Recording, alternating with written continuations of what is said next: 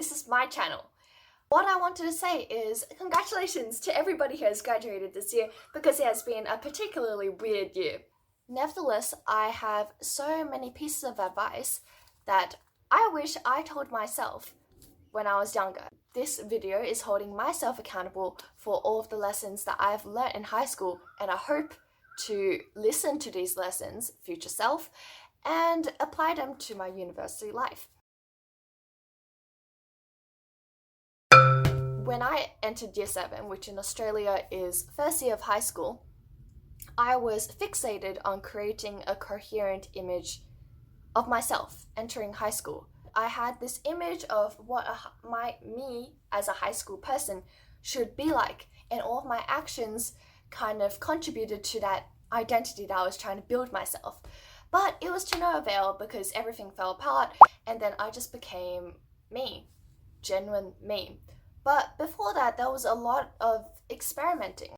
For me, it was kind of more like trying on sets and sets of clothing. And, I was experimenting, and finally I found something that fit a little bit better, and then I went with it, and that was me. But it's still constantly evolving. Our identities are constantly evolving. Identity takes time, so don't agonize so much on not becoming the high school self that you aspire to be. Also, finding your niche. I think it's a weird big thing to kind of have one thing that you're really good at in high school, but the thing is, it's really helpful to diversify, and it's okay to be a jack of all trades because it's better than master of none.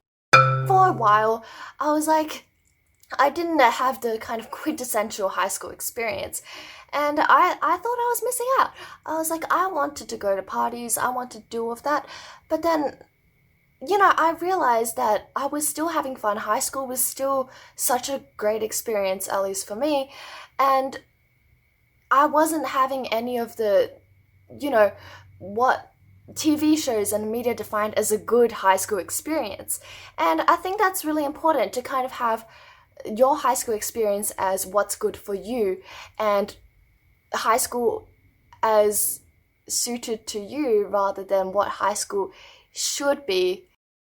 If you have time, passion projects. Little passion projects on the side of school can take away a lot of school stress, and it really shows that you go above and beyond, not only for applications, but as a person. You seek things out of your comfort zone, and there's so many things that you can learn from these little projects that you take on for yourself. Like for me, a lot of my passion projects, I used to be really excited about doing little short films. They were really bad short films, but it was still super fun, and it kind of pumped my creative juices in a very academically centered environment. And then the other thing was choreographing. I really loved choreographing some phrases with two of my friends, and that brought me further into my planned career path, which is as a choreographer. And I didn't really think of pursuing it seriously back then, but the passion project evolved, and it evolved into like a real true passion, and I realized that maybe this could be a career. So through these little passion projects, you can build up pieces of your future and make really valuable connections. And even if they fail, even if you get rejected, it's still a learning experience. And I know so many people say that so many times, but rejection sucks. It feels crappy.